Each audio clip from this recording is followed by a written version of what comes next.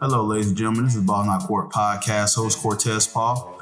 Along with my co-host Paul Mack. I want to thank you folks for tuning in today and listening to the show.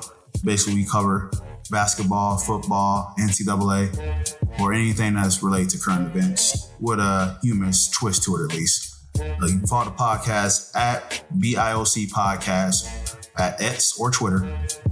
We're also on Instagram at the same name, BIOC Podcast. You go to our YouTube channel, that's also BIOC Podcast. Our Facebook page is Balls Not Court Podcast. So if you could please just give us a like, shout, comment on any of those, and definitely subscribe to our YouTube channel. And we thank you for listening and enjoy the show. Balls Not Court Podcast. Thank you very much.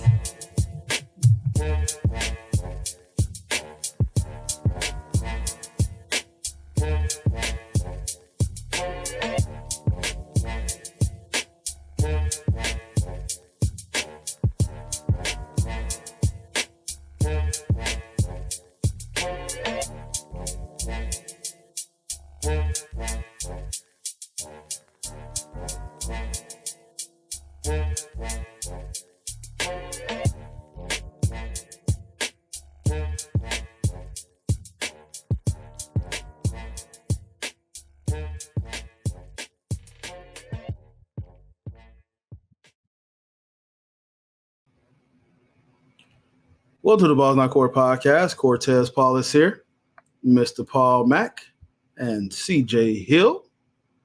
Let's get started off with Mr. CJ. It's been a while. CJ, how's it going, man? Been a while. How you feeling, man? Life be lifing, as I said a few minutes ago, bro. Life be life. All right, Mr. Mack. Oh, no, go ahead. No, go ahead. My bad. I'm about to say, just excited to get the playoffs started, man. Get this thing rolling. Shock the world. That's what I'm talking about. I love that. So confident, Mr. The energy in this room right now is crazy. Yes, nice. Yes, sir. We ain't even in the same room. I can feel it. That's what I'm talking about. Yes, Mr. sir. Mack, how's it going, sir? If the Heat hold on, it's going well, bro. I am currently undefeated, picking the winners of the play-in so far. So trying to keep my record undefeated going into the actual postseason here. So, making some money while you're hanging out with your friends, bro. We're chilling. Dude, that's what I'm talking about, man. Awesome, man. Well, let's get into it. And I know Paul want to do a little introduction. Do you want to do that now, or do I want to hold off? Or I'll just cue it up, buddy. But it's that time. Here it comes.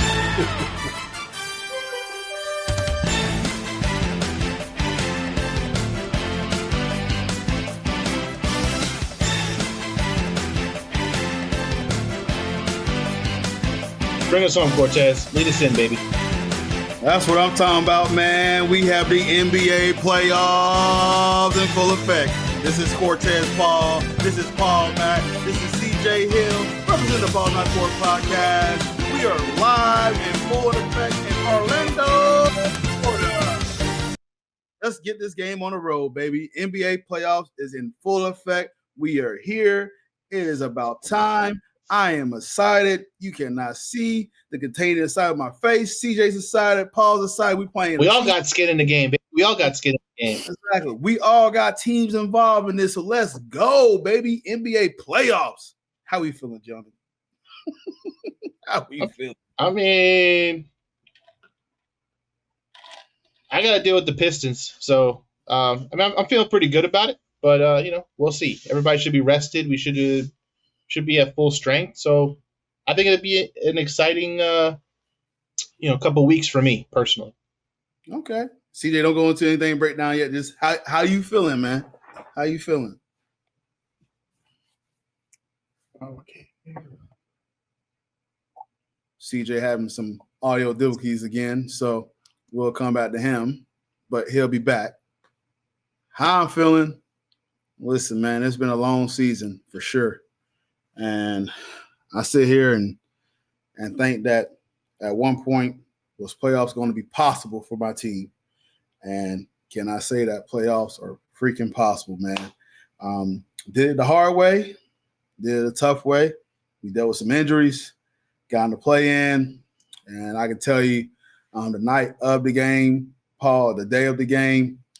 At the play-in, it's a little nerve-wracking because you just don't know what to expect, and especially when you got someone on the other side of the ball named Trae Young. So the nerves was kind of up there, man. So I was nervous. So, but then I remember in the first half that I do got a player in a uniform named Paulo Banchero, and then Cole Anthony had a little bit of a heartbeat. Anthony Black had a little bit of a heartbeat. So it just, you know what? They said, don't worry, old fella. We got you. We're going to bring it home. We're going to go to the playoffs. So y'all made Trae Young take his ball and go home too, bro. Yeah. That man, he didn't want to play no more, bro. No, he got a little taste of Anthony Black and didn't like it. So. Yes, sir. Back to you, CJ. How you feeling, man, before we start breaking this stuff down? How you feeling, sir? About the Magic or just in general? Just about the Magic playoffs. Just talk about the Magic. We don't want to break it down, but just how you feeling before we go into the breakdown of the playoffs. How you feeling? My guy AB set the tone for the playoffs. We told Trae, take your ball, go home. All that nutmegging, we cool. We're gonna put an end to this. Yeah, the crash out was real. Awesome. So hey, wonderful introduction, wonderful epilogue. We'll go into the deep dive of the postseason NBA playoffs. So we got the first round. So we'll start off with they're still to be determined. It's playing right now. So we'll start with the Cavaliers. Cavaliers is either going to play the Miami Heat, Paul is hoping for, or the Atlanta Hawks. So from a Cavaliers standpoint, Paul, what's the storyline for you for the Cavaliers? I mean, they've been the best team in the league all year. Historic start to the season. Hit a little turbulence there towards the end. I mean, I think a late season West Coast road trip is going to do that to anyone. So I'm not going to really hold that against them. But I mean, they're bred for early postseason play. I mean, I don't think it matters which of these two teams they go up against. I don't see it being a long series for them. I mean, they're just top two team in offensive efficiency, shooting the three. They do all the things that, the modern NBA, to be successful, they do all the right things. And the trades they made, getting, a DeAndre Hunter and all these guys, I mean, they just got better. They're deep. Obviously they'll tighten the rotation a little bit, but the way Darius Garland has been playing all year, the growth of Evan Mobley, just they're just operating on all cylinders, man. And it's just I see this as just like, who are they going to play in the second round? I don't even think the first round really matters for them. Gotcha. I'm glad you mentioned Evan Mobley because that's my storyline. Just him making a leap in the year that Evan Mobley is having. It's a guy that guards all positions, 1 through 5. Shoots 55%, so you can't afford to sag off of him. So you can hit the jumper from the elbow. He gives Darius Garland and he gives Donovan Mitchell room to operate. This is a guy who's up about 3 or 4 points a game from last season. So he's at 18 points per game, 9 rebounds, and he's at about a block and a half a game. So really making some noise for the defensive player of the year. Is a candidate for it since when we went down. So now that category is up for grabs. And so why not Evan Mobley? But like I said, also just second in team in win shares. So that's tell you how effective he is as a defensive player that he is, and just a switch army knife that this guy is. So seeing him grow and just that whole class, the draft class that he came from, man, it's just impressive. We can go down that list, man, that, a lot of these guys can be making an impact, including, Kay Cunningham, who's going to the postseason, and Franz Wagner, who's also entering his other postseason. So this whole draft class is just very fun to watch, and he's a big part of that draft class and what he's doing to definitely grow his career, and this is the next step for him. So like you said, it'd be interesting to see how his postseason further, events whenever he gets in, because no matter who they face, so I think they're pretty much sure. going to win that series. So, CJ, what storyline for you for the Cavs for you? Basically, can they get it done before the new CBA kicks in and they have to break up the entire team because you can't pay a gazillion dollars to a roster, multiple years in a row. So basically, this is what, year 3 for that roster. So maybe with the addition of, DeAndre Hunter, will that be enough to get them over the hump and out of the East? So that's pretty much the storyline for me. Awesome, man. So for me, the series between the two, if it's the Heat that advance, they're 2-1 versus the Heat. They really control the glass, have 47 rebounds in both wins, 36 in the loss. They're 1-2 versus the Hawks. And for some odd reason, this is a team that shoots 38% from three-point line the whole season. They shot 31% in 3 games against the Hawks combined. So they really can't hit the deep ball against the Hawks. I don't know what it is. So, but yeah, man, I want to ask you, CJ, who is the S factor for either the Cavaliers? Let's just go to Cavaliers. Yes, go to Cavaliers. Man. I think it's going to have to be the bench. Go with Ty Jerome off the bench. Mm-hmm. I saw a stat, I think either today or yesterday, where he's like one of 2 guys that shot 40% from the field. Oh, I'm sorry, 50% from the field and 40% from the 3 coming off the bench as a bench player. We know what the starting 5 can do, So when they're taking a rest, if it goes deep into the series, he can be an X factor coming in, giving Donovan and Garland, a little bit of rest throughout the series. So he would be my X factor for Cleveland. Okay. Mr. Mack, who's the X factor for Cleveland? I think as we've seen, I think it's going to be a Darius Garland heavy series. I mean, if Atlanta somehow pulls this out, the matchup between him and Trae Young. But I just feel like that team is going to go as Darius Garland takes them. I mean, he's the primary ball handler. He dishes out the assists. He leads the break, forces turnovers, and you have to just kind of have that pressure. So I think it's just going to be a lot of that.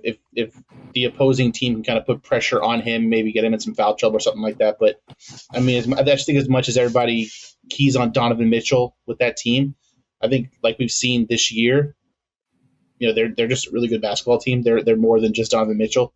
So he doesn't have to have, a 30-point game. Mm-hmm. Darius Garland's a really improved 3-point shooter.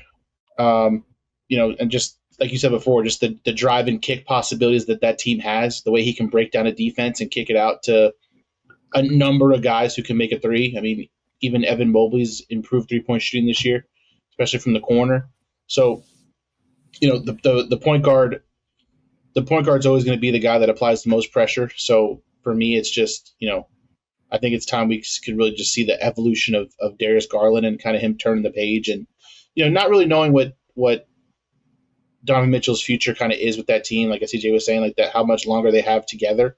So you got to feel like he's going to be their cornerstone guy. Him and Evan Mobley are probably going to be the 2 guys that they'd want to keep together, if anything. So just that evolution of a cohesive unit between those 2 guys. But I've just been really impressed with Darius Garland. And like, if there was anybody on that team worthy of, MVP talk, I feel like it would probably be him.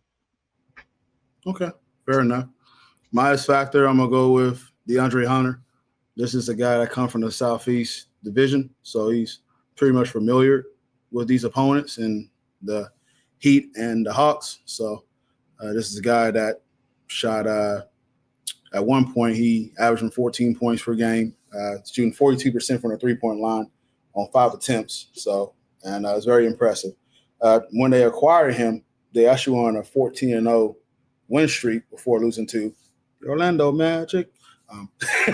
But no, he's also one of these guys that you can throw on some wings, even though I really for the Heat, if the Heat wins, Tyler Hero, you give him some size over. Don't know how, even though he played with Trae Young, but he knows some stuff against Trae Young possibly, but when you put him on there, but he really just need to tune up because if Cleveland is possessed or Cleveland is poised to make the deep postseason run, like you said about Darius Garland, he's also got to tune himself up because Donovan Mitchell is going to be the big one. The way these series goes, he's going to be the one that's going to have to, step up. But for Donovan Mitchell, he can just get his teammates involved, get them going, and that way, if they get to where they want to be, then Donovan Mitchell can go ahead and ascend and take off. So yeah, round the panel. Does it matter who they play, as Paul done mentioned? And if it does, is it a sweep, or is it in 5, or is it in 6? What we got? And Paul, who you got? I mean, I'm going Cavs in 4, regardless of who they play. I think this little bit of rest has helped them. I don't see them really having much of a contest, so I'm going to go Cavs in 4, regardless of who they play. Okay. CJ? If it's the Hawks, give me Cavs in 4.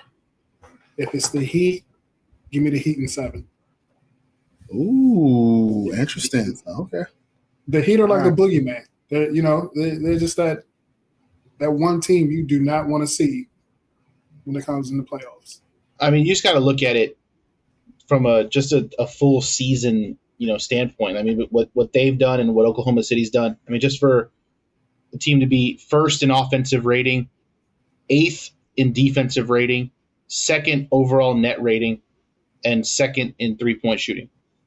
I mean, that's a tough task for anyone.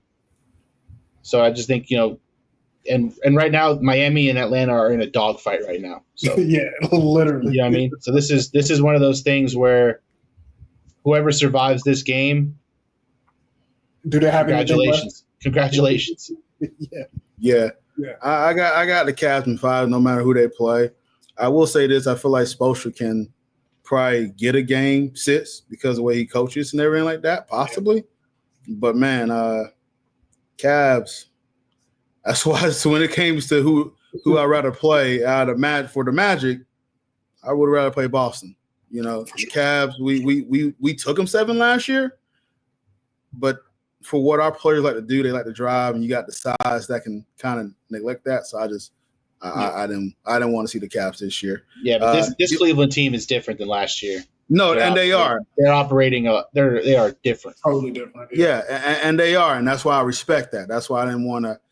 We match up, and I'm like, probably would have been like, okay, Cavs in 5 against the Magic too.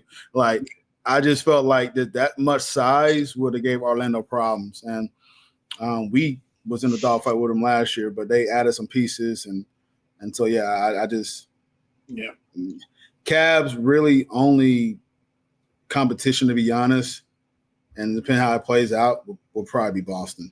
Like just my 2 cents. I just don't. Cleveland plays with a physicality, I think that Boston doesn't, which I think is the big difference. Boston's very flashy, with all their star guys and the way they spread the floor, but with Evan Mobley and Jared Allen and those guys in the middle, like it's a different kind of game.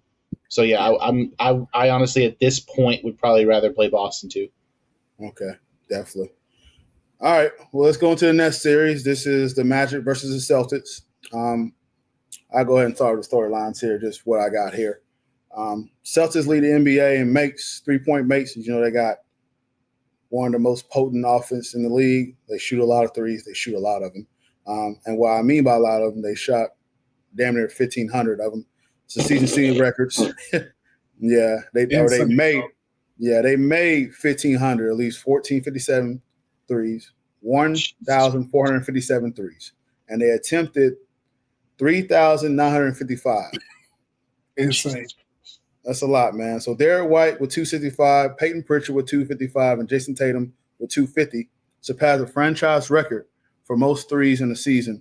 And so that, and they was lined up for 4th, 5th, and 6th of all time. It's insane. But another story I want to get into is I'm getting a little bit of rant right quick because golly, Boston fans are annoying right now. They? They are mad annoying. Like, bro, what you want the Magic to do? Just to come down? Oh yeah, y'all gonna sweep us in this 4? Magic fans gonna come down, lay down? Yeah. No, that ain't happening. No. So before I get into this, because I got a little rant I want to get into, because every time I talk to a Boston fan in the Kia Center, they remind me clearly that they got 18 rings. They have 18 rings. Okay, so let's do the math right quick, because I'm a math guy. 18 championships, and they're in quest for number 19. Mm-hmm. They've been around for 79 seasons. 4.3 of titles won within this franchise existence. Okay, so I'm gonna cut off my age because I know most of these Boston fans that run their mouth are younger than me. For sure. I'm 39, so I know they're younger than me. So let's just cut off at 1985. Since 1985, 3 titles. So guess what that percent go down to? 0.129%. Only 3? Only 3 since 1985. So let's just say Rivers coached him for a while. I mean, yeah, they got one, but yeah. So let's do some more math, because I'm pretty sure there are some Paul Pierce fans around, some KG fans around. Okay, cool. Yeah, they're lurking. Okay, for sure. So now I'm going with some fans that's probably about 30, 28 around there. 2 titles. What percentage that bring it to? 0.086%. Wow. So now guess what? You have Jason Tatum, Jaylen Brown, all these fantastic young players. They've been trying to find a way. They've been getting to the Eastern Conference Finals, trying to get away, but they just came up short. They finally got one last year. Which, by the way, was the easiest road that they got there. They don't want to mention that because everybody that played in that series was hurt, that they played had an injury to their stars. But okay, but you know what? Listen, your path is chosen. No one remember that. You got a title. So for those 21 years old to 18 to 17 to 16-year-olds who are here that we got 18 rings, you got 1. And the percentage of that is 0.43. So every time you told me that you got 18 rings, you do not have 18 rings. You were swimming around in a nutsack talking about that you got 18 rings. Stop talking to me about your rings. Because the last thing you want to talk to a Magic fan about, what we've seen and what we've been through and what we struggle with stars leaving us, and you think you can get to a Magic fan about reminding them how many rings you got? Nobody gives a damn about your rings. I don't give a damn about your rings. So when you come up here and say that we got 18 rings, I do not care about your damn ring. And guess what? Just because you're on, now because you got 18 rings, I'm going to go ahead and be a Celtics fan. No, I'm going to be a Magic fan still. Yeah. So stop reminding me about your rings. Nobody care about your rings. And because it's almighty Boston that's been around for 79 years, that's been playing since the TV was in black and white, and you want to talk about your rings, nobody want to hear about your rings. So congratulations. And guess what? Just like CJ was mentioning about how the Cavs got a timeline with all this CBA agreement that's going on with the cap room and cap salary. Good luck. They can't sell their team until they trade one of the big boys. Yeah, which Chris Stapp's already looking. They already looking to trade him. Already looking him or Holiday. Yeah. Don't give a damn about your rings. Did Paul change that? That goes for Lakers fans too, by the way. But it's all about. I think it goes for Lakers fans, Yankees fans. Yeah, it goes for everybody, bro. Yeah. Don't give a damn about your rings. That's fun. At all. Okay, at all. So, but yeah, that's what I want to do. CJ, give me a storyline for the season. I'm sorry, I just want to get a little rant because it's cool, bro. We're on the same page. We're on the same page. They be on my nerves. I don't want to hear it. I do not care about your rings, bro. Stop talking about your rings. Storyline for me would be, can Cola Coaster Anthony show up and help us out? We need you more than a well needs water. Like it's time, but like we need you front and center. We need you to be the 6th man we paid you to be. Yes, sir. We need you. Not to say without him we're not gonna make it, but it makes it a little bit easier if he shows up and he can be 15 to 18 points per game off the bench, that'd be helpful. Yeah, I agree. Paul, storyline for this series between the Celtics and the Magic? The Magic's inability to shoot, I think, is still a glaring weakness. Like, I just think when you're playing a team like Cleveland, you're playing a team like Boston, like you gotta be efficient. So if you're not knocking down the three, like, is Paolo getting in the lane? Is he getting to the rim? Is Franz getting there? You know what I mean? Like, what kind of quality shots are you getting? Because if you just turn it into a shooting contest, you don't stand a chance. You don't have the talent on the outside. You don't got the shooters. You don't got, you know what I mean? None of that stuff. So it's just a matter of, it's going to be efficiency. I feel like team to team, I feel like defensively Orlando matches up well with Boston with their length and their perimeter guys. But it's just going to be, Boston's going to shoot three no matter what. You know what I mean? Like, yeah, a lockdown, three at the end of the shot clock is basically an open three for them. They're going to get up threes. They're going to shoot them. So, what are you going to do to counteract that? And I feel like, Paolo has to continue to keep doing what he's been doing towards the end of the year, getting to the free throw line, just being super aggressive, putting pressure on Tatum, putting pressure on Brown, and same thing for Franz. I mean, Franz is coming off of, his last postseason memory was probably one of the worst games of his career. That was not a great Game 7 for Franz, and then he had the injury this year. And I know he's got that in the back of his mind, but both of those guys are playing really, really well right now, all things considered. So it's just that for me is going to be a matter of like just efficient offense for Orlando. They can't get caught up in a 3-point shooting contest. Now, mind you, they do have a few better shooters than they had last year.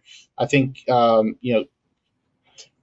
there's a couple guys that kind of open up a little bit. Again, if Cole Anthony's feeling it a little bit, he can knock him down. But at the end of the day, like they're going to go as far as Paolo and Franz take them, and it's not going to be from the 3-point line. So I just expect those two guys to be very aggressive early, and see where it goes, because obviously defensively, their defense can keep them in a game, but when you're playing against a team with that kind of offensive volume, you can get behind real quick, real fast, real early.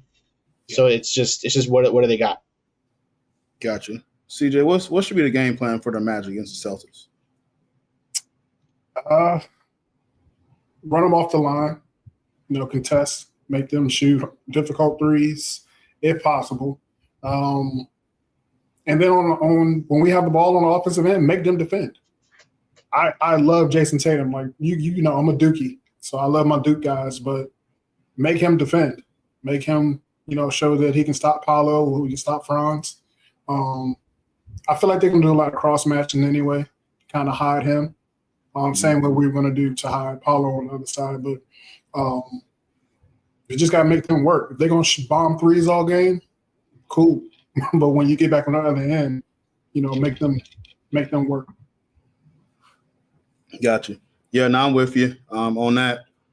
From a standpoint where Orlando, and they had these moments too, and you guys can attest this because you watch playing Magic basketball just like I do. There's a spurt that like a 3 or 4 minute spurt that Orlando just goes cold. Oh, They just go cold, man, and. Yeah. There's a point that you can't really do that against Boston. And if you do that against Boston, you got to make sure you defend them to the point. Yeah, exactly. Because now they can spread out, hit the floor, make threes and whatnot. So Orlando's got to be very aware of how to handle the ball and not turn it over against Boston. They can get on the break. And then they go in transition to look for threes. Yes. So they're a different team. Yeah, they're a different team that go in transition to look for threes. So Orlando really just got to use their size. I feel like one thing we kind of pinpoint too is that if Wendell Carter's been playing like he has been the last few weeks, there's a matchup you can take against Wendell. That's a matchup you can take advantage of against Al Horford, who's a little bit older, and then Kristaps Porzingis, who is smaller and fragile. So a lot of teams, no contact. Exactly. So a lot of teams. I'm telling you, this is why I want Orlando to play Boston, because they're going to get exposure. They're going to be on ABC. We having the Mike Breen crew, which is freaking awesome, by the way. So I can't wait to hear a Paolo Banchero bang from three, just if it comes. But But no, just seeing how physical this team is, like a lot of people just when they saw that play-in game, they was like, Orlando's physical, man. Like they're a physical team. And they get this rep like for being dirty. No, they just long and big. That's what it is. Orlando's just long and big. So they're fiery too. Like they're fiery guys. So that's the thing is very emotional. You know, Cole and Anthony Black and Jonathan Isaac, like they're very like animated. So I guess it could come off a certain way, but that's what fuels that team. That's those guys' roles. Like, you know what I'm saying? Like Cole comes in, he's got to be a fire starter. If he ain't scoring the ball, he has to do something to keep that energy high. Because like you said, they go on those spurts where they can't score, and you know you've seen it many a times where they're down 20 and then they got to make some miraculous comeback to get a win. And you know when you're ranked 30th in 3-point shooting, that's not going to happen against Boston. So you have to really take advantage of being, you know, the second overall defensive rated team and thrive off defense, physicality, rebounding, and just play smart. That's all it is. Absolutely. So, all right. So let's go back to CJ. Who's your S factor in this series? And you can go with both teams. No, matter of fact, CJ, go with the Magic, and then Paul, have you go for the Celtics player for the S factor. Oh, X factor. I mean, I can say two guys. I would go with Dale and go with Cole. Yep. Dale has to be a monster in the paint. Austin is completely soft in the middle, so he has to really, really be the big man, really be a center. You know what I mean? Instead of a finesse center, he has to be a dog in the paint. And then, like I said, Cole just has to come on the bench, give us 15 to 18, or not even 15 to 18. Just give us 12 to 15 points.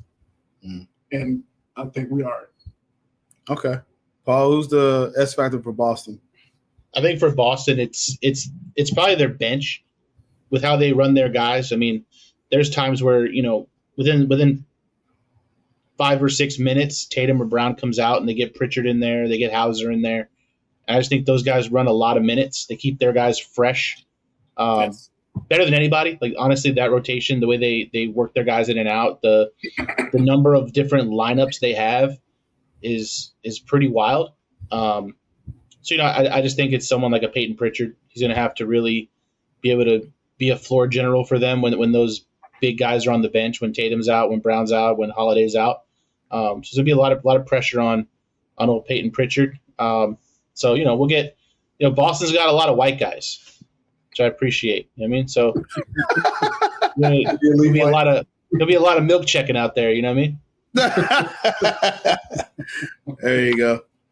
All right. Well, sign the caveat. I do think Cole is someone to watch for the Magic. He's been shooting 41% from three from the last 10 games, so it's like he can figure it out.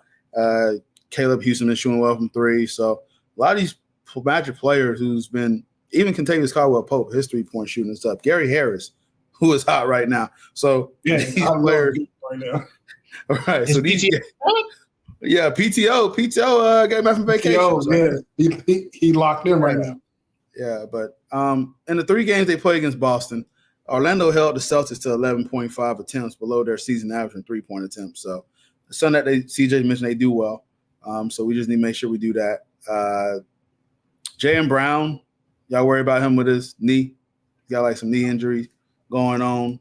So Paul Pierce mentioned on his podcast with KG that they should sit him out the first round against us and worry about whoever they play in the second round. I'm just like, oh, okay, cool. It's like the ultimate disrespect. Don't do that. No. I mean, you got to look at it. This is why y'all got a KCP, right? This is the matchup. This is why you bring in a KCP. I mean, from a defensive standpoint, like from a guarding a wing, he can knock down the three if he's feeling it. Like he does some things that they didn't have last year that I think a lot of teams want. Like that 3-and-D guy, I think is huge for Orlando in this situation. I think they were really preparing themselves for getting guys that can match up with the Bostons and the Clevelands. So I think KCP is a guy that like he has to show up also. Yeah, we need him to score 10 points. Yeah, gotcha. For sure. Every game. Please score 10. We don't need you to go 0 for 5 and don't score anything at all. Like, we need you to be a vet and score some points. All right. And who wins? And I start with Paul, and then we'll go to the two Magic fans, myself and CJ. Who you got, Paul? Who you got winning? How many games? As much as I don't like Boston, I just don't think the Magic have the offensive firepower. Like I want to see Paolo on national TV. I want to see him get his games in, and for the world to see what we have down here. I think that's going to be huge for him in his career. But the season Orlando had, like, even coming off of last year with all the injuries, like, it almost seemed like they overachieved again because no one thought that they would even be here. Like, you lost your two core guys for almost half the season, and you still managed to battle and at least give yourself an opportunity. So, I mean, I just don't think they're ready for it. Coming out of the play-in, I'll take Boston. I'll take Boston in 5. I think the Magic can take one at home. Okay. So I got my bobblehead guys right here. Yay! Franz and Paulo. I'm gonna need you guys to show up. So Boogie let's have a big game. Boogie and the Beast, baby. Listen, I would say that I would have a different answer if we had Mo Wagner and Jalen Suggs. Orlando to get here where they got here is fantastic.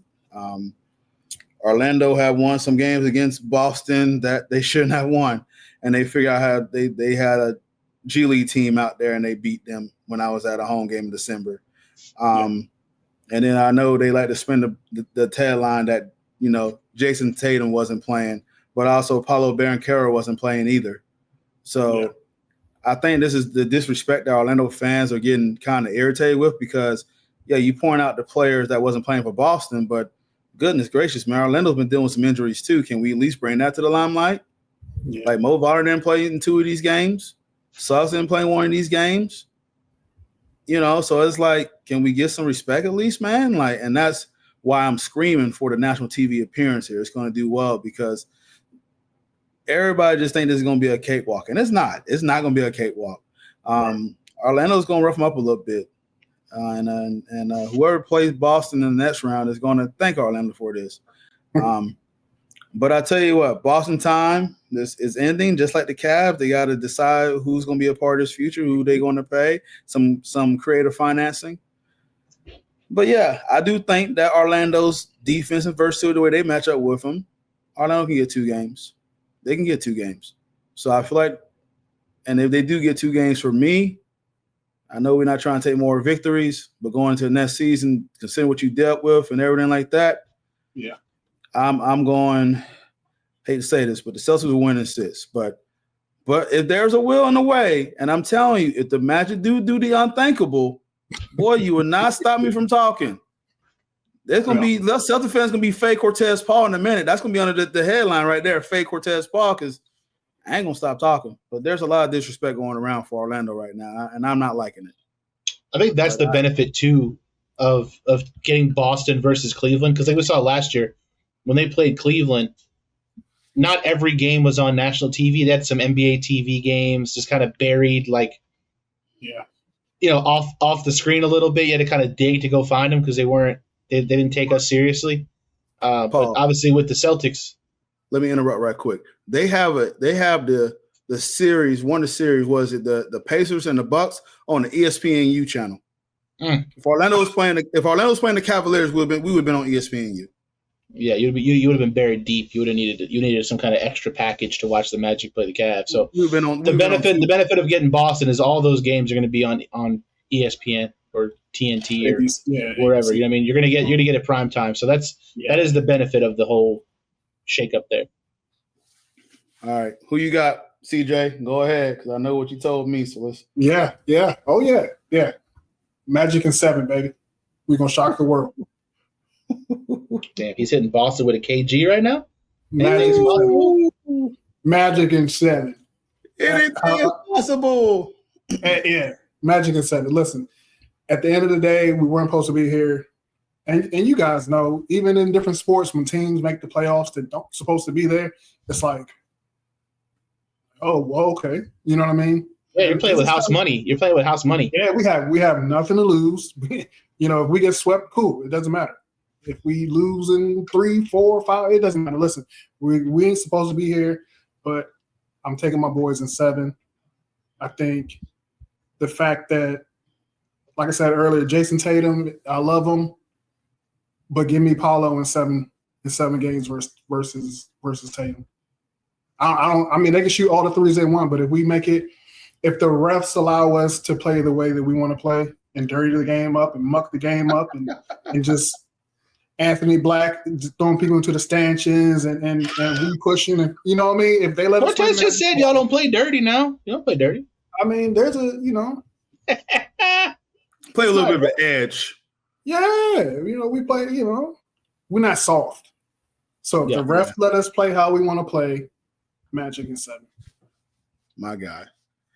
All right, let's go into the next series, and we got the Knicks versus the Pistons. I'm gonna start with Paul with a storyline here. Give me your storyline for your Knicks. 1-3 versus Detroit in regular season. Ooh. We lost one there towards the end of the season. I know some guys didn't play. We're kind of getting Brunson, acclimated back into the lineup a little bit, but I think this is one of those where, similar to Orlando last year, just the lights. How bright will they be on a young up and coming team like Detroit with a tremendous guard like Cade Cunningham? The Knicks are the more polished team, the more experienced team. On paper, they're the better team all around at essentially all positions. Detroit still to this day though, it still scares me. Like I would have much rather played Milwaukee. I would have much rather had the Bucks. Didn't work out that way, but I'm still gonna go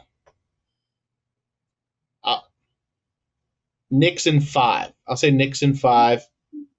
I think it's just I don't know if Detroit can go into MSG during the postseason. I think that they're not ready for that kind of environment. The Gardens. Yeah, I mean, and playoff Brunson's tough, man. Guy's a dog.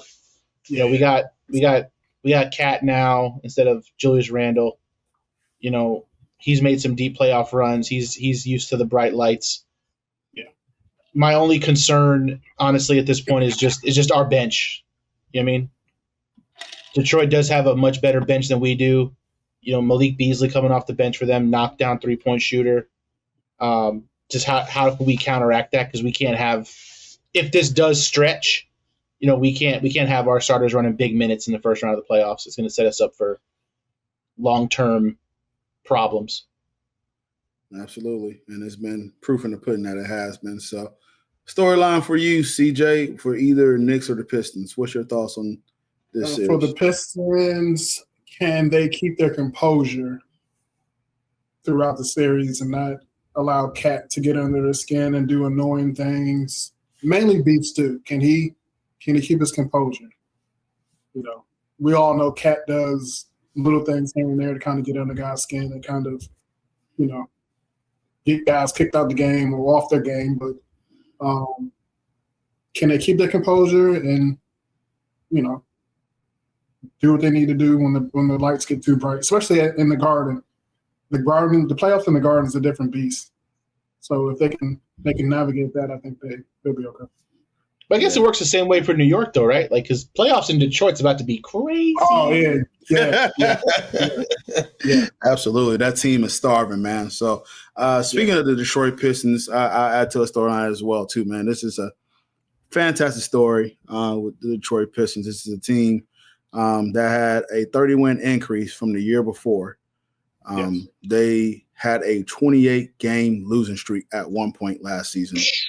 They upgrade some changes, add some shooting, add some veterans, gave Cunningham some space where he can operate, and it paid dividends because this guy went on to have pretty much an all-star season, which can probably be maybe he's in the contention for NBA All-Pro team because this guy's having 30 points a game, 8.3 assists, 5 rebounds a game. So I mean, this is against the Knicks, by the way, in the few games that he played them. So Cade Cunningham really does show up against the Knicks. So, but Paul's right, man. You just go in that environment, and even though you mentioned about like going to the Garden, can you deal with the fans? The fans are a different breed up there, man. They was over there booing Spade Young. I mean, even spit on the guy. It was kind of gross, but you know. But yeah, it's just the Garden's a different animal. So can Cade Cunningham deal with the pressure? What I did like though, which is pretty funny, is that Detroit said no Knicks fans will be in our building. They're not in the proximity of this zip code. That is beautiful. I love that. I wish we could do that for the match, but we have so many transplants down here. That ain't happening. Yeah. So I'm already going to be dealing with Boston fans for a few games. But no, man, but I'm as much as the Pistons annoy me sometimes, when you take a step back and see where they were to where they are this year, it is quite impressive. But I tell you, the results here, what they can do, the pressure's not on them, whatnot. So I do feel like who you need to keep an eye on is Malik Beasley. This is a guy who is shooting 41% from the three-point arc. This is on 9.3 attempts per game. Dude is making threes. Tim Hardaway, how does he come back to the Garden? Does he get some revenge going on? Because, you know, he was a former Knicks player. Yeah. Does he go off? Twice. You know, so it's interesting to see what happens. So to me, I feel like the series, listen, this is a matchup the Knicks didn't want. I think go 7 games. They go 7 games and the Knicks end up winning in 7 games. But especially if it depends if we get playoff cat, and you let these guys, Jaren Duran and Isaiah Stewart, get some confidence and push you around and how you react to that. Yes, sir. All right. So, Kat, I need you to step up here, Big Bodega. I don't need you to go Big down. Bodega. Go down. Can we just take a minute? Can we just take a minute and just recognize JB Bickerstaff? Awesome. Absolutely. I mean, dude gets fired from Cleveland. Yeah. And then just look what he does for Detroit. Like that. Well, it wasn't him. You know what I mean? Like just gets Detroit out of the slums in one season. Like just in one season. I mean, with I don't know who. Obviously, and like it's a shame too because like if OKC didn't have the season that they had, you know, if Cleveland didn't have the season that they had, like this is a runaway Coach of the Year situation. Yes, sir. But like you can't deny the other two teams that, you know, offensively were two of the best teams we've probably ever seen. But just shout out JB, bro. You know, it's always greener on the other side. And they're missing Jaden Ivey too. So yeah, I know Disney fans are still mad at Magic. Cole Anthony. They's like fake Cole Anthony. The guy was making a basketball play. He didn't mean to hurt the guy. Cole was in tears. But like I say, it would have been nice to see how Jaden Ivey added a different element to the playoffs. So he'll up soon. All right, we go to the next series here. Did you want to add anything? Who you got winning? Let me just ask CJ. Who you got winning this series, CJ? I got Pistons in 6. Pistons. I'm leaving, bro. I'm out of here. Dude, CJ is going for like a crazy. I like the aggression. I like crashing out. I like beef stew. Jalen Duran. I like the. About to make me crash out, bro. I like it, man. It reminds me of the 90s. They got that. They're bringing it back. I like that. Got it. No, Detroit was done the moment Drake put out a snippet of him mentioning Cade Cunningham in a song. It's over. Oh, and he was sitting in his locker. Oh, yeah, bro. It's over. It's over. It was over before it started. Weird behavior, man. Weird behavior. Keep him away from the Magic at all costs. Yes. They don't need no Paulo Banchero shoes. Nah, just go away, bro. No, we're good, bro. Not the Crocs, bro. Yeah, not the Crocs. So, all right. Last East series. This is the Bucks and the Pacers. CJ, give me your storyline on this. One of your storylines on this series for the Bucks. Can the Pacers survive that 3 to 4 minute stretch where Giannis turns into like a super like robot? Like I don't know how to even explain it. Where he just like The Incredible He Hulk. runs people over. The's no calls. He's traveling. Nobody sees the travels. And all of a sudden, the Bucks. He's like Michael Jordan at the end of Space Jam. He's just got these long ass like, arms. He's all over the place. Yeah. He's Giannis smash. Yeah, like bro, he's just like. Can they survive those 3 to 4 minute stretches when he does that? Mm-hmm. And I think they have enough depth to kind of make this a long series. I mean, the Bucks don't have anybody, so I just need the Pacers just to act like you've been here before. Yeah, I think everything. Who you got to pay? You got the Pacers. What winning? How many games? I got the Pacers. I got a sweep. Pacers in 4. Damn. All right. He went from how they're going to survive Giannis to get the fuck out. Yeah. So Lillard is clear of the deep vein thrombosis. It was a blood clot in his right calf, and says he's been running up practices. I haven't heard of him being cleared yet, but if he did, I must have missed it. That's kind of weird. That whole that's why I say Pacers in 4, because that situation is kind of like.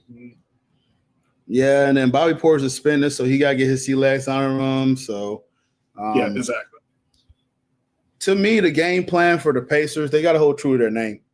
Like they just got that pace. They got to run. Like they run.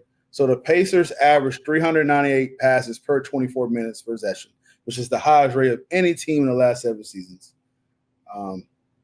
That team just seemed to move the ball very well, get you moving, and for an old Bucks team, that's got to move around and defend that. Besides Giannis, and then an injured. If Lillard does come back and play, you got a Portis who haven't been playing for about 2 months. So yeah, I don't think it'd be a sweep, but I do think the Pacers can probably can wrap this up in like 5. Gentleman sweep, not bad. Yeah, and then of course I know Paul like to mention his favorite coach, Doc Rivers. Oh, that guy. That's another reason why I say sweep.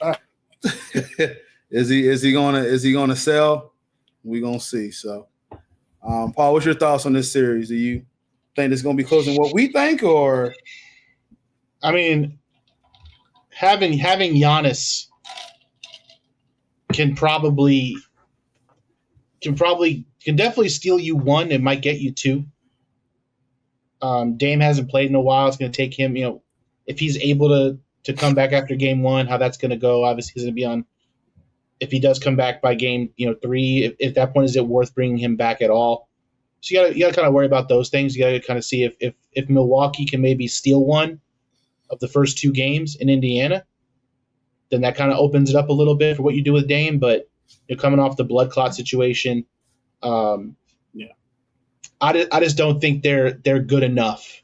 I mean, the Pacers are deep, real deep team. I mean, their bench can run with a few starting lineups out there, honestly. So it's a rough matchup, which is why, again, as a Knicks fan, like I much rather would have played Milwaukee, but I don't see a world where the Pacers can blow this one. But Giannis is just really good. So I mean, I'll take the Pacers. I'll take the Pacers in 5. I think Giannis can steal him 1. But the Pacers they're the better team, and they've looked like it since the All-Star break. I mean, they've been really, really good since the All-Star break. They started off a little slow, kind of the opposite of last year. They came out like gangbusters last year and were setting all kinds of offensive records for their pace and all that stuff. But they figured it out late. They got a head coach who's been there before, and they got a taste of the postseason last year. So I think it's kind of made for them to head off and potentially go up against Cleveland. Awesome. Okay. Let's move on to the West, and we'll fly through this first series because the Thunder is waiting their opponent. It's either going to be the Grizzlies or the Mavericks. So the Grizzlies are pretty much they're 0-4, or I'm sorry, they're 4-0 against the Grizzlies. So the Thunder has swept the Grizzlies during the seasons. Oh yeah, that's gonna be. The Mavericks, though, they're 1-3 against the Mavericks. But here's the key note: the last time they played the Mavericks was on January 23rd. When they had Luka? Yep. So when they had Luka, he's traded. Kyrie has a season-ending injury. So you have AD, which we know how his health can be at sometimes. Not trying to knock on him, but there's a reason they call the men street clothes. But yeah, so with that, this is a Thunder team, and I'm saying this, I'm not overlooking the Thunder because we will dissect them more, and I expect them. I'm calling it now. Whoever they play, they're going to sweep. So just get that out of the way. But the Thunder, we'll kind of briefly break down. We'll do a deeper dive because I do believe they will advance for the next series. They are a top 5 offense and defense. This is a team that clicking on all cylinders. They got an MVP candidate who may win the MVP in SGA. He's making this case. This is a guy who's averaging 32 points for the season, 6 assists, 5 rebounds. He is shooting 51% from the field and 37% from the three-point line. This guy is fantastic. So whoever is going to play against them, get your warm-up ready to get them go because I really don't see anybody beating the Thunder. So like they can say Jack Thunder, Rolling Thunder, blah. I'm messing up. Days of Thunder. Days of Thunder, Thunder and 4. And before I let y'all know, I'm let CJ cut in. The Heat did advance, so the Heat will be moving on to play the Cavaliers. But go ahead, CJ. If they play the Grizzlies, I think it is clean sweep. OKC will have them out of there in 4. If they play Dallas, give me Dallas in 6. Yeah. Dallas in 6? Yeah, give me Dallas in 6. What made you pick Dallas in 6? The playoffs are different. I think when things slow down a little bit, they have the size to kind of guard SGA. Of course, he's going to get his. They have the 2 bigs down low with AD. So they can kind of negate OKC size, especially with Chet and Hartenstein. I think that if they can make it in a dogfight, I think they'll come out. I would be absolutely. It has to be a dogfight though. It can't be none of this. It can't be high pace, bombing threes. It has to be a slugfest. I have more of a chance with Eva Longoria than. I need Dallas to win tonight. So I can see how much a Dallas in 7 pays off on Hard Rock. I got him. Look, hey, Paul, we can go ahead and take a nice trip when Dallas beats OKC.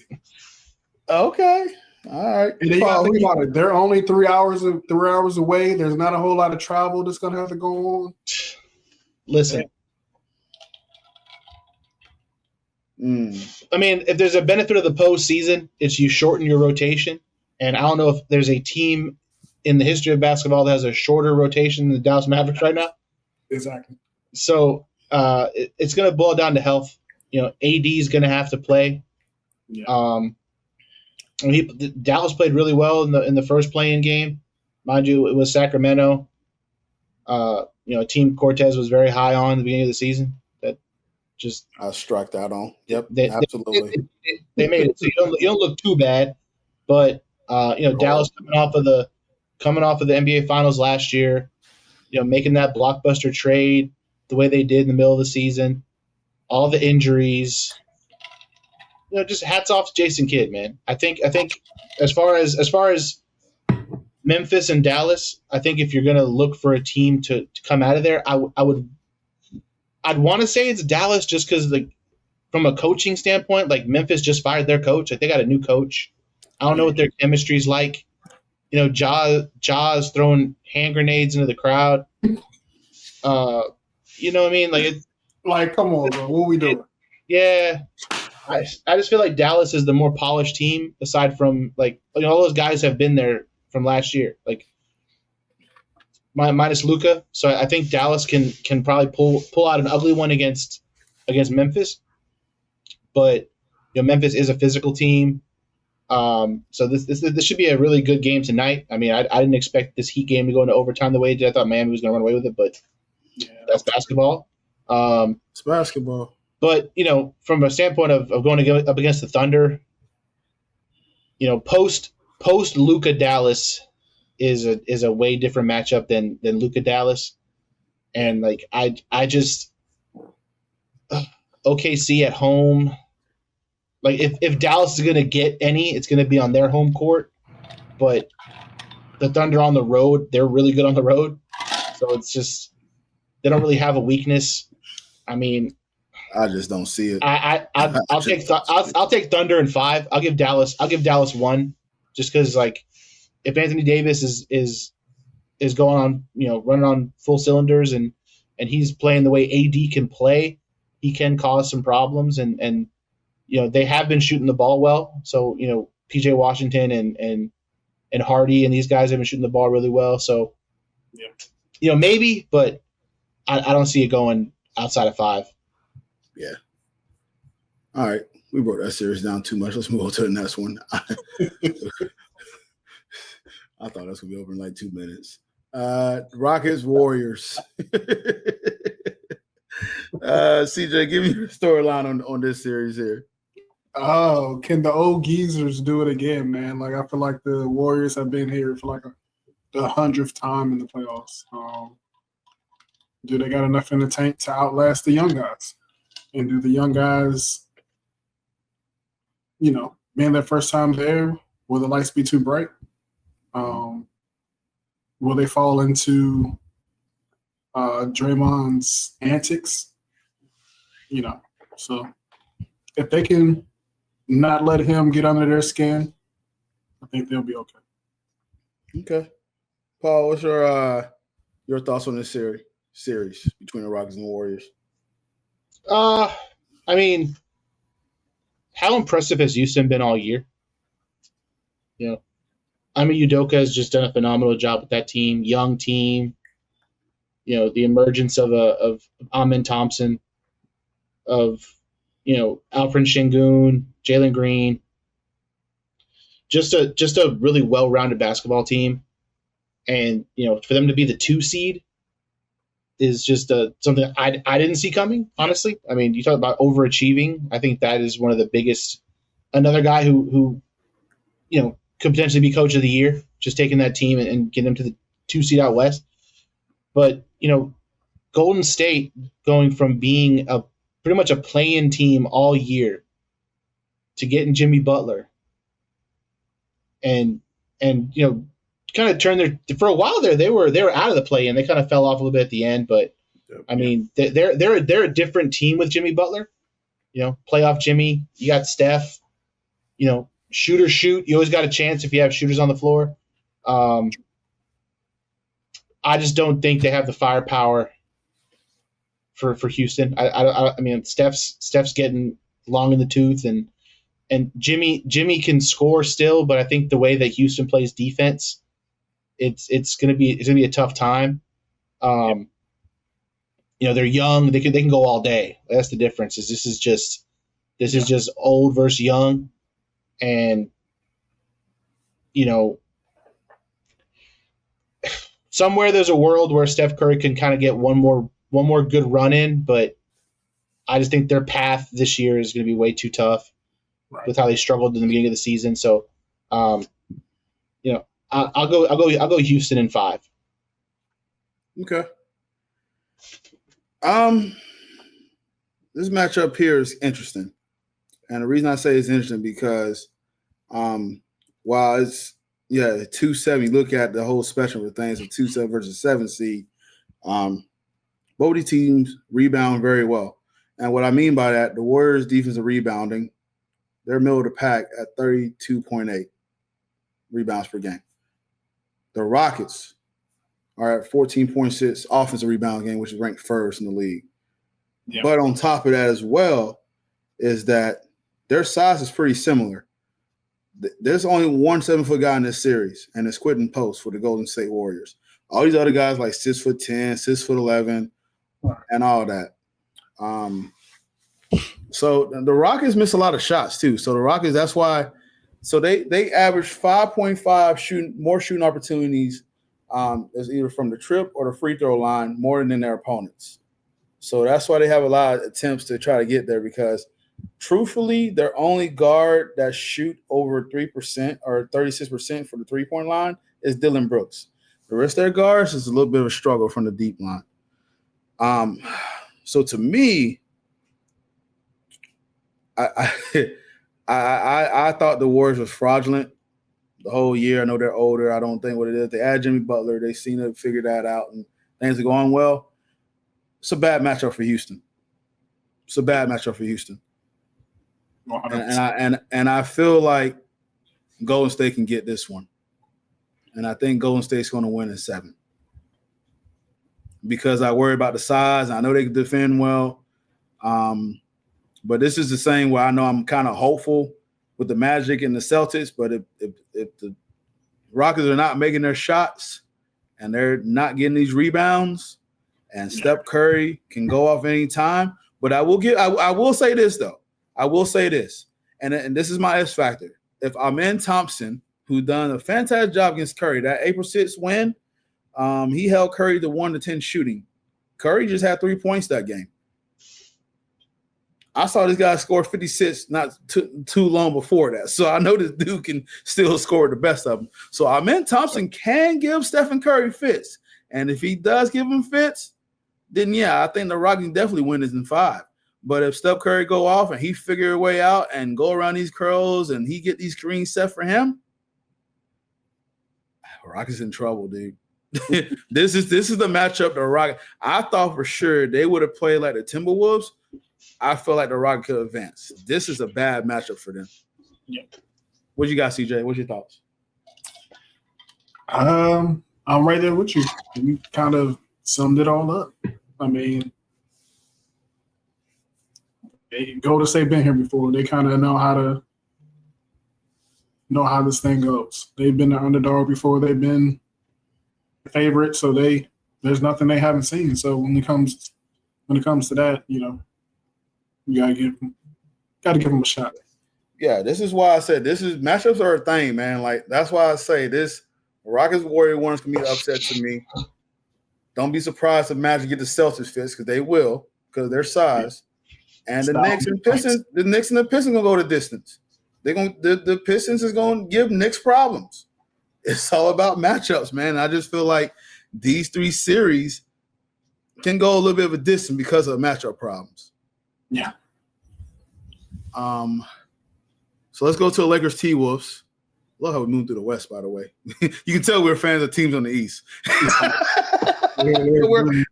We're flying through the West. These teams all play past my bedtime, bro. Yeah. We're flying through the West, which is okay. This is okay. So we'll do a deeper dive on the West teams, the ones who advance. So I got invited to come on another podcast, but I got out of work too late. So I'm glad I would have been basketball out. So one podcast is enough for me today when it comes to basketball, dude.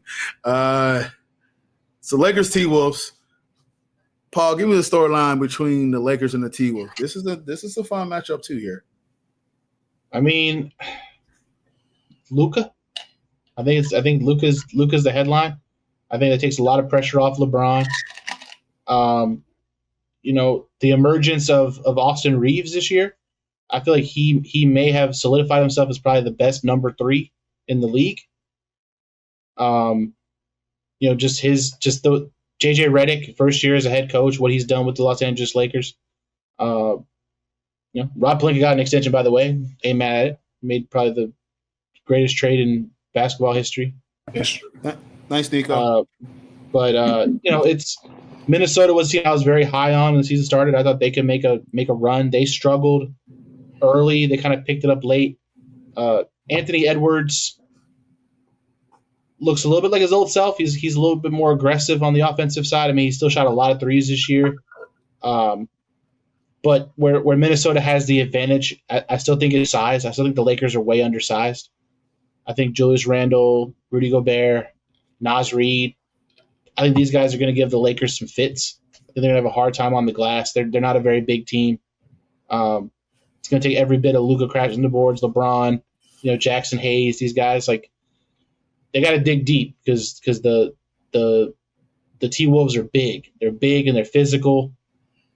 So I think that's going to be the thing is how does that work over, a potentially 7-game series? Obviously, anyone can win one. It's one-on-one. We're playing one time.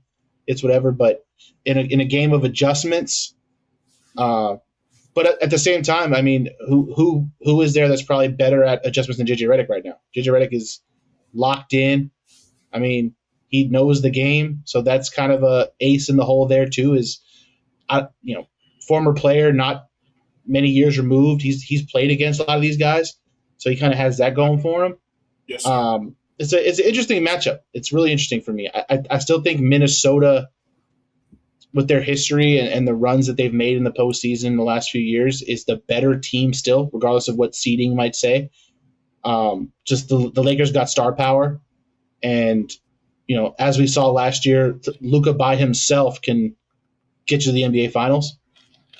So what does Luka and LeBron get you? Because if it doesn't get you to the finals, then all this is really for nothing.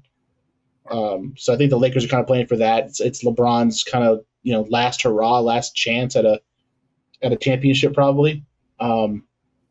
So a lot of interesting headlines, but at the end of the day, I'm still going to ride with my pick when the season started, and I'm going to take the T-Wolves in 6. Okay. CJ, thoughts on this Lakers T-Wolves, and what is your analysis of how each team kind of attack each other? I think Luka's going to look at Rudy and just lick his chops the entire series. Like, I can see the ISOs now. It's going to be so ISO heavy. We're going to watch probably the first 2 games and just be like, what are we doing? Like, it's going to be so predictable. It's going to be ISO ball. And can they, figure it out once Luka starts cooking? And then also, this is like Minnesota's last chance at this core, because once again, the CBA is coming and it's time to pay up. So they probably have to break this team up. They don't want to pay the luxury tax, so they're gonna have to break this team up pretty much after this run. So how far can they make it? Can they get over the hump? If they don't, it's definitely time to break it up. I mean, that's their fault for paying Rudy Gobert a max contract, but that's you gave Rudy got max money. Then you gave McDaniel. Cat had max money. Cat, yep. And then you got AE over there. You gotta keep him. They gave Jaden McDaniels got a huge contract. Mm-hmm. So can they put their money where their mouth is? Can they get over the hump? But I can't go against 77. I think he has extra drive this year to really get it done. Lakers in how many games? Lakers in 5. Oh, shit, there it is. Lakers in. Matter of fact, no. Luka. Let me get the Lakers in 4. This is a clean sweep. You are bold, sir. I think he gets them out the way. I think he, like I said, with the extra, stuff he got going. Anthony Davis. I'm going to drug test this guy. Anthony Edwards not getting one game? No. Not one? No, I don't even. I mean, I'm kind of biased when it comes to him, so. Okay. Fair enough. Yeah, nothing wrong with that. At least we admit it. Yeah, I mean, I just don't like his game. It ain't going to translate to winning. Yeah. Let's get this guy out of here. So, since Luka's Doncic debuted, the Lakers have taken 47.1 of their shots from three-point range. That ranks third in the league over the last 9 weeks, and it's up from 39.6, which was 22nd prior to that. So, Luka Magic has had an impact on the Lakers as far as their range shooting. So they seem to find something that works, because a lot of us did worry about when the Mark Williams trade got rescinded for Dalton Connect. We thought that the Lakers were too small. They're going to get run up on, and it's going to be a lot of problems. But the Lakers have found a way to be, the 3rd seed in the West. So very impressive for what J.J. Redick has been doing with the Lakers, figuring that Austin Reeves has really put it together. He's coming on strong. Luka, he was shooting 35% with Dallas from three-point line, and he's shooting 38% with the Lakers. So it seems to be working there. I do think that there are certain teams in the NBA that does play small, and this has been a kind of deceptive of why the Lakers have been successful is because some of these teams do play small, and there's a few teams that play big. And the team that does play big, they're playing against is the Minnesota Timberwolves. I hear the whole, Luka's going to put Rudy Gobert in a swap, like in a pick and roll, and get him out there on the island and guard himself. But on the other side of the spectrum, if the Lakers are not making their long range shots, there's more opportunity for offensive rebounds, which they do have Julius Randle included. Nas Reed is included in that. Jay McDaniels should probably pick who he's going to guard because he's the one that's going to probably guard one of these guys. So it's going to be I think it's going to be a fun matchup. It's going to go longer than what we think it is. And right now I know the media is really leaning towards the Lakers like they usually do, but I would not be surprised that, the T-Wolves pull this out. I think the Timberwolves can go ahead and win this series in 6. Now, here's the thing I'm going to ask my question because my S factor is going to be Julius Randle, who is known to be a playoff seller. His playoff career shooting percentage is 34% and 28% from deep. He just does not show up in the playoffs. And so is he going to show up? Because if he show up and be the dog that he is, and what big man they got over there for the Lakers? Rui Hachimura, Jackson Hayes. That's barbecue chicken for him. So if you don't eat against this, there's got to be some all averages at a point here. They don't have a big man over there. So if you don't eat against that Julius Randle, there's a problem, dude. There's really a problem. Yep. You should have feast. It should be barbecue chicken all day. And the way Julius Randle playing, we saw him play with the Knicks. He's aggressive. He can get the putbacks. He plays physical. You can do this against the Lakers, and they will fold. So I need to see aggressive Julius Randle because as you mentioned from CJ, they're going to have Rudy Gobert at the top of the key. Rudy Gobert is probably not going to be playing the fourth quarter if the game's close. No. Mm-hmm. So it's going to be interesting to see how this is going to play out. But to me, I do feel like, as I mentioned the other series, matchups are a thing. Now, if you would have gave and flipped this between where Golden State would have played the Lakers, they play smaller. Yeah. I feel like the Lakers probably could have went ahead and took out Golden State. But I just feel like playoffs is about matchups, man. It's weird, man. And you see these guys potentially 5, 6, 7 times. You get sick and tired of them. Yeah. You're going to get sick and tired of Rudy Gobert blocking your shots and elbowing you. You're going to get sick and tired of Julius Randle playing aggressive. You're going to get sick and tired of Luka Doncic running his mouth. It's going to be annoying. But I'm looking forward to it. So should be a fun series between these two. I think it's going to be one of the better series. And but I just feel like the Lakers not having a Mark Williams and getting another big man will come and show, because not that I'm saying that they have Nikola Jokic on there, but you see you play against a big man against the Lakers become food. And you can look that up against big men that are competent, that Lakers get ate up and have been getting ate up this season against big men. Go look up Zubac stats against him, the Lakers. Oh, like Wilt. Ate him. Wilt Chamberlain. This is why I'm calling out Paul's former Nick and Julius Randle. You should have a big series.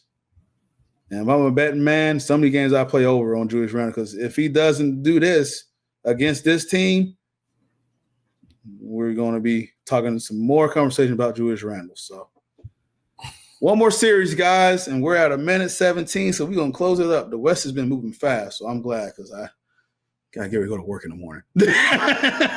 So the Clippers and the Nuggets. Paul, give me your storyline on the Clippers and the Nuggets here. There's a lot of them coming out of this series. I mean, this might be the best series out west. Yeah. I mean, the way the Clippers have been playing, a healthy Kawhi Leonard. I think people forgot how good Kawhi Leonard is, just because he hasn't played. But a healthy Kawhi Leonard, with the way Zubats has emerged for that team, Norman Powell, James Harden.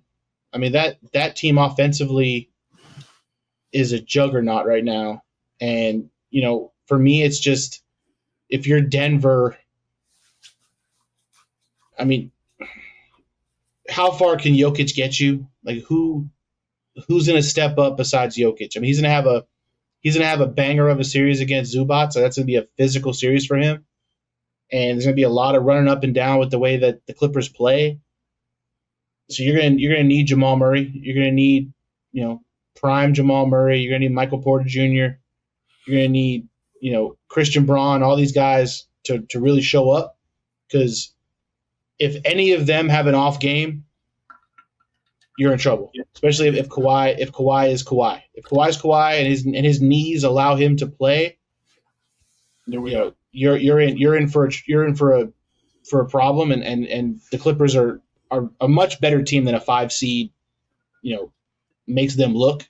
I mean, they went on a run here late in the season. I mean, they've probably been the best team in the league coming out of this, as the season closed. So, yeah, man, it's tough for Denver. Obviously, again, another team, head coaching change late in the year. Like, what do those things do for you? I understand you may have the best player on the planet on your team in Jokic, but the Clippers are a complete team. And Tyronn Lue's a hell of a head coach, and they got a lot of guys who they've smelt the postseason before. This isn't a cakewalk game for them, and if the season was a week longer, the Clippers probably could have jumped up to probably almost caught the Lakers if the season was a little bit longer. They just got hot too late, but I see the Clippers kind of getting past the Nuggets. I just don't think the Nuggets have it this year. And I'll take Clippers in 6. Okay. CJ, your thoughts on this series? Give me a full breakdown, sir. I'm right there with Paul. He took the words out of my mouth. It's a lot of – this series is – this is a good one. If Kawhi knees can hold up, nothing out of the norm happens, like nothing crazy, like playoff magic type stuff happens. He made the Clippers in 7. Okay. Yeah, so we're looking at, as you guys mentioned, this will be a fantastic series because it's a matchup versus strength. The Nuggets have a top 5 offense. The Clippers have a top 5 defense. Yes. It took an extra 5 minutes in game 82 for the Clippers to earn a spot in the playoffs. And as you guys mentioned, they got hot at the right time, and it was too little too late because they probably could have pushed up and went up more. But they finished the season with an 18-3 record. By goodness, that's the hottest team in the league right now. Yes, sir.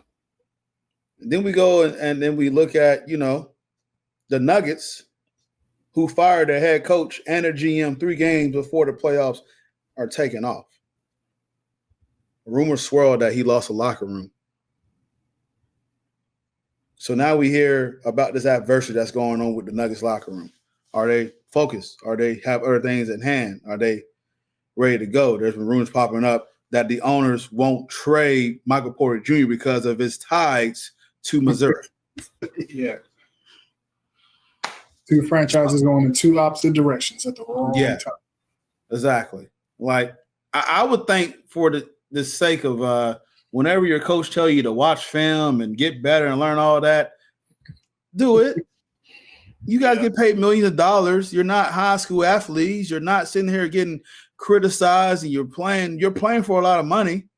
You want a title. This coach know how to win, and he's giving you advice how to play, and it may be tough love, but you can't take the criticism because for some odd reason, athletes got to be pampered to today, even though you make millions of dollars. I don't understand it. This is a Nuggets team that also, without Nikola Jokic, they're 19.8 points per possession better with him on the floor.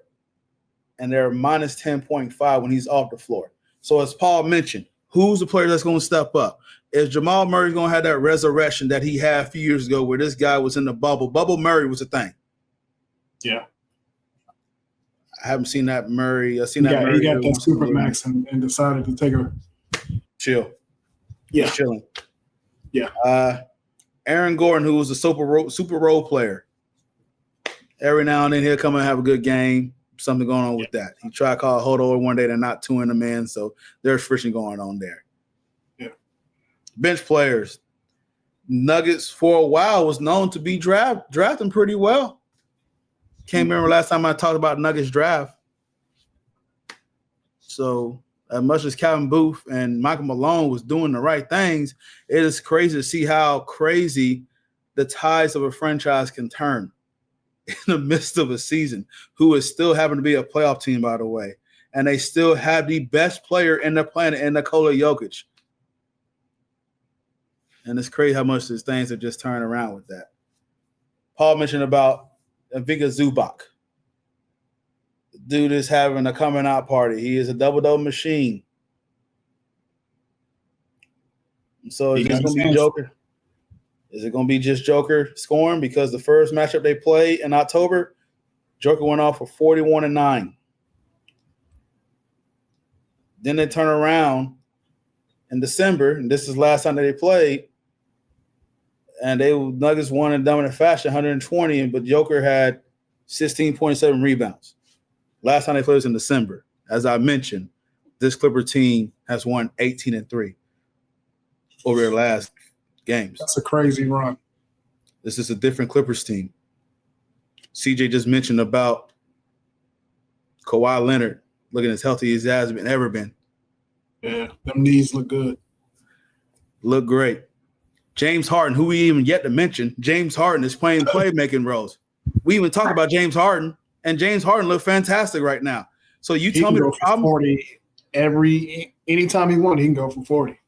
So was the cancel Paul George? Because what Paul George did is go to the Philadelphia 76ers, and the Philadelphia 76ers not in the playoffs. Was it Paul George? Was Paul George the problem?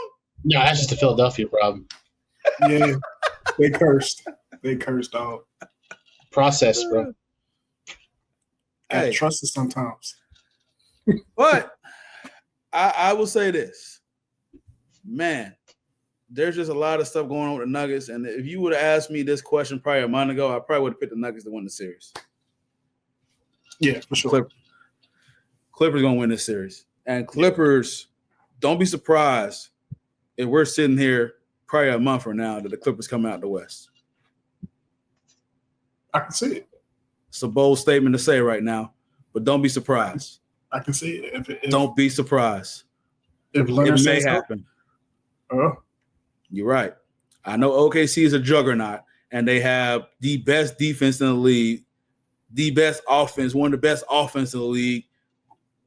But we always have one of these teams in the West, and it was Dallas last year. You get hot at the right time, it does make a difference. Could it be the Los Angeles Clippers? Tyronn Lue has been there before. So, yeah. Boy, if the Clippers make it further than the Lakers, they're lighting LA on fire, bro. That new stadium, baby. That new arena. Oh, man. Good stuff, guys. Guys, we're at an hour and 26 minutes. I think we should wrap this back. Perfect time to wrap it up, baby. Perfect time to wrap it up. Absolutely. So Memphis is up 15 after the first quarter. Memphis is getting on them. Yeah, yep. I got 45 minutes. I can upload this and get this bad boy up. Paul can get the clips rolling. So let's shut it out, man. So CJ, tell people they can follow you. I know I see the tag at the CJ 1911 on X. All right. You want to tell them a little bit about your show that you got trying to work? I know you in the kinks of working that out. So yeah. So it's the Playbook Podcast. It's a little bit of sports, a little bit of life. It'll be good. Come on, open the playbook up. Open your playbook up. We just dissect life, sports, fashion. Absolutely, it'll be fun. Man. I'm excited to be a guest of that one day. So yeah. He's on there. We'll get Paul Max talking, and he'll divulge. So yeah, we'll be excited to join one day, man. Yeah, that'd be dope. All right, Mr. Mac, give the people your social, yes, sir. I'm on X at _Paul_Mac and on Instagram at thePaulMac520. And I got access to the TikTok now, so I can respond to people. So If any of y'all Philly people come at me again, I got you this time. There it is, and it's Boston fans attacking me on my personal TikTok because I posted a booing video. So, Cortez versus Boston. And listen, I lived in Massachusetts for 2 years, and I wore my Magic gear. Y'all ain't saying anything to me, so it's all good. All love. You follow me at Endemine CP. As the tag say, doesn't give a damn about your rings. Boston. You can follow. Yeah, you can find me there. But the podcast content, you can go to make sure you can follow the podcast at BLC Podcast on Twitter. You can also get it at YouTube BLC Podcast. Shout out to the YouTube channel getting some hits, man. We're like two away from 100 subscribers. So keep it going, man. We're just chopping away. We're just chopping wood. That's all we're doing, man. That's it.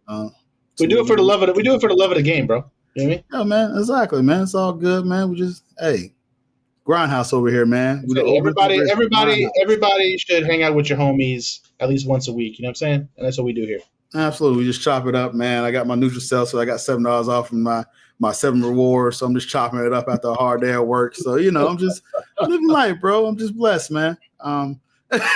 But you also can go on TikTok, get BLC Podcast, Facebook, Balls on Court Podcast, Instagram, BLC Podcast. And then, of course, where you got before, you can check it out there as well. We're also still on radio.fm, so make sure you check us out there on Thursdays. We got the radio there, show there as well, so we appreciate you guys listening there. And, we just appreciate you guys tuning in. So anything we need to close on, boys? We good here before I shut it down? By the hat on my man's head, we got merchandise coming soon. Merch coming soon. We're working on it. Yes, sir. So I got the hat in, so I'll make sure I will provide some out here, but it's very awesome to finally get a new logo in. After discussion with a few vendors, they got the logo that I want to get, not no modifications. Give me my logo that I had created, please. That's all I wanted. So, but no, awesome. We get this stuff out and we get the word out about the podcast. I'm going to have a few bartenders that I know where that caps to. And guess what? Word of mouth, baby. Tito Tez got a podcast, so check your boy out. Yes, sir. Tito Tez, the legend. Tito Tez in the building, baby. Paul's like, oh, goodness. But no, check it out, man. So talking with CJ Hill, Paul, Matt, Cortez, Paul, Ball on Court Podcast, BLC Podcast. We appreciate you checking us out, and let's have a fun NBA playoff.